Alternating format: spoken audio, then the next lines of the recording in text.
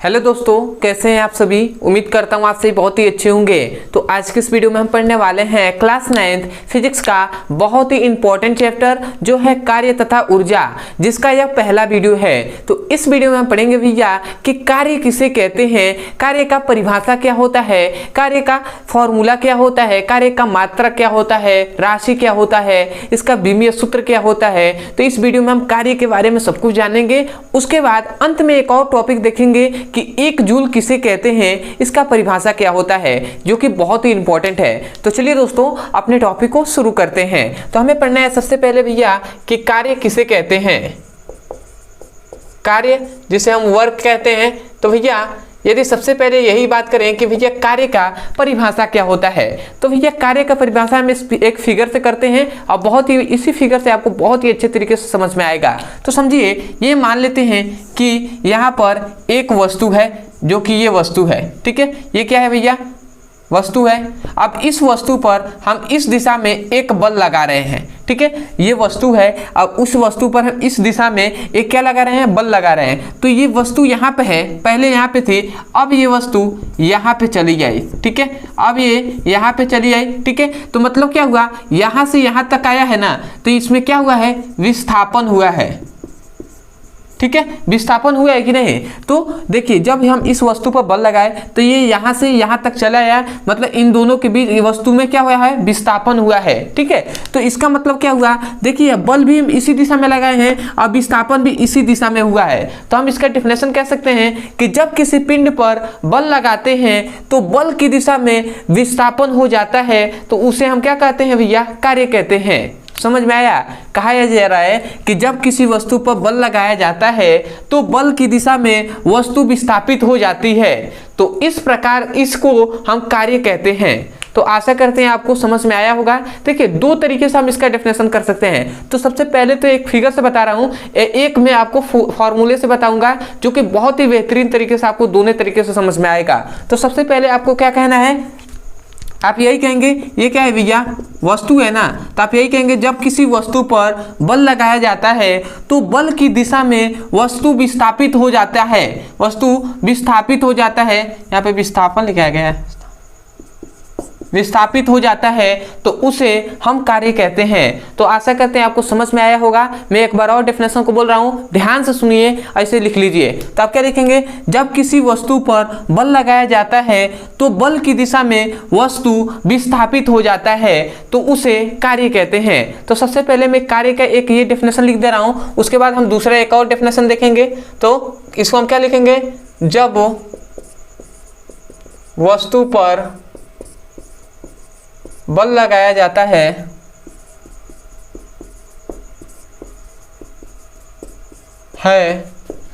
तो बल की दिशा में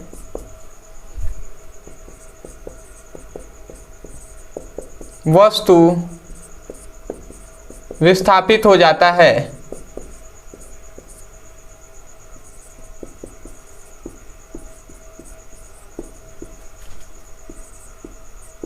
उसे कार्य कहते हैं, ठीक है। तो यहाँ पे हमने पहले कार्य का डेफिनेशन लिख दिया इस फिगर से। अब आते हैं भैया इसका फॉर्मूला क्या होता है।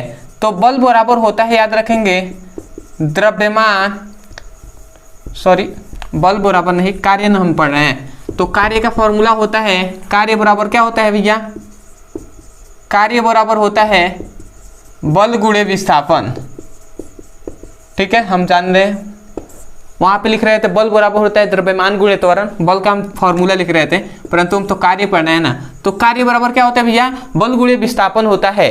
तो भैया ये जो बल है ये किसी न किसी वस्तु पर लगाया जा रहा होगा, और जो विस्थापन हो रहा होगा ये वस्तु में ही तो विस्थापन हो रहा होगा ना। तो हम यही कहेंगे कि किसी वस्तु पर लगाया गया बल तथा वस्तु के विस्थापन के गुणनफल को कार्य कहते हैं।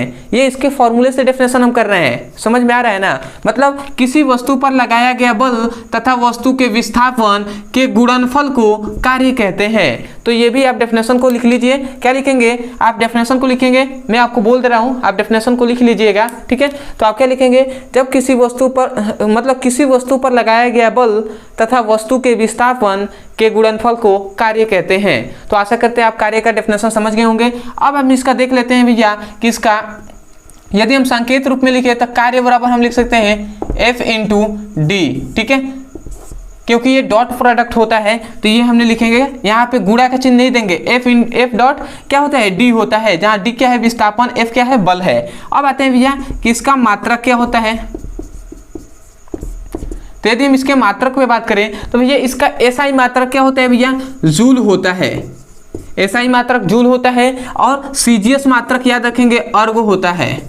ठीक है, MKS मात्रक या SI मात्रक भी हम कह सकते हैं, एक होता है न्यूटन मीटर। ठीक है, न्यूटन मीटर होता है और एक और होता है इसका 4 मात्रक है, आपको याद रखना है, केजी मीटर स्क्वायर प्रति सेकेंड स्क्वायर। ये चारों आपको मात्रक याद रखना है क्योंकि ऑब्जेक्टिव टाइप क्वेश्चन में आपसे कोई भी देकर पूछ लिया जाता है। जैसे कि आपको क्या करेगा, कहेगा कार्य का मात्रक है और आप जूल याद किए होंगे, आपको ये दे दिया। ठीक है, तो आप कंफ्यूज हो जाएंगे। ठीक है, तो इसीलिए आप चारों को याद रखिएगा। ठीक है, और अब आते हैं भैया कि इसके कौन सी राशि होती है। तो यदि हम भैया राशि पे बात करें ना तो याद रखेंगे जो कार्य होता है ये अदिश राशि होता है। भैया कौन सी राशि, अदिश राशि होता है। ठीक है, अदिश राशि। अब हम देख लेते हैं जो कि क्लास 11 में बहुत बार पूछा जाता है कि इसका बीमीय सूत्र क्या होता है, बीमीय सूत्र। ठीक है, जो कि बहुत इंपॉर्टेंट है। तो याद रखें भैया बीमीय सूत्र जो होता है ना वो ML2T-2 होता है। तो ये आप बीमीय सूत्र भी याद रखेंगे। अब आते हैं भैया, हमने कार्य का परिभाषा देख लिया 2, उसके बाद फॉर्मूला भी देख लिया, उसके बाद मात्रक, राशि और बीमीय सूत्र भी देख लिया। अब आते हैं हम अपने अंतिम टॉपिक जो है भैया 1 जूल का परिभाषा हम कर लेते हैं, जो कि बहुत ही इंपॉर्टेंट है। तो मैं यहीं पे लिख रहा हूँ 1 जूल का परिभाषा। ठीक है, तो अब देखिए आपको 1 जूल का परिभाषा कैसे याद होता है। तो 1 जूल, तो भैया 1 जूल का परिभाषा हम इसके फॉर्मूले से ही करेंगे। हम जानते हैं कि W = क्या होता है, F इंटू डी होता है, जहां पर F क्या है भैया बल है और D विस्थापन है। तो यदि जो बल है ना, बल को यदि हम 1 न्यूटन ले लेते हैं, ये है बल। ठीक है, तो बल को हम 1 न्यूटन ले लेते हैं, ये न्यूटन ही लिख रहे हैं ना, ऐसे संकेत में नहीं, न्यूटन 1 न्यूटन ले रहे हैं। और जो विस्थापन है, विस्थापन यहाँ पे मैं लिख रहा हूँ विस्थापन। ठीक है, जो D है वो 1 मीटर ले रहे हैं, तो मीटर हम लिख दे रहे हैं हिंदी में मीटर। ठीक है, तो भैया जब दोनों 1-1 ले लेंगे तो जो कार्य होगा वहां पे 1 हो जाएगा ना, तो जो कार्य होगा वो 1 जूल हो जाएगा। ठीक है, जब दोनों का 1-1 गुणा होगा तो 1 ही इधर हो गया ना, तो W = 1 बचा और कार्य का मात्रक होता है तो जूल, तो हमने जूल लिख दिया। तो अब यहीं से हम कंडीशन लगाएंगे, हम कहेंगे जब किसी वस्तु पर, समझिएगा, जब किसी वस्तु पर 1 न्यूटन का बल लगाया जाता है तो उस वस्तु में 1 मीटर का विस्थापन हो जाता है, तो क्या कहते हैं भैया, तो उस प्रकार का कार्य 1 जूल कहलाता है। ठीक है, या उत्पन्न कार्य 1 जूल कहलाता है। समझ में आया, हम क्या कहेंगे, जब किसी वस्तु पर 1 न्यूटन का बल लगाया जाता है तो वस्तु में 1 मीटर का विस्थापन हो जाता है, तो उस कार्य को 1 जूल कहते हैं। समझ में आया ना। तो कभी भी डेफिनेशन को रटना नहीं है, आपको यही तो समझना है। पहले आपको ये बोलना है, दूसरे में ये, तीसरे में ये। तो आप क्या कहेंगे, एक बार और मैं ध्यान से बोल रहा हूँ, ध्यान से सुनिए और ध्यान से लिखिए। आप क्या कहेंगे भैया, जब किसी वस्तु पर 1 न्यूटन का बल लगाया जाता है तो वस्तु में 1 मीटर का विस्थापन हो जाता है, तो इस प्रकार का कार्य 1 जूल कहलाता है। तो आशा करते हैं भैया कार्य का परिभाषा, मात्रक, फॉर्मूला, राशि और 1 जूल का परिभाषा बहुत ही अच्छे तरीके से आपको समझ में आ गया होगा।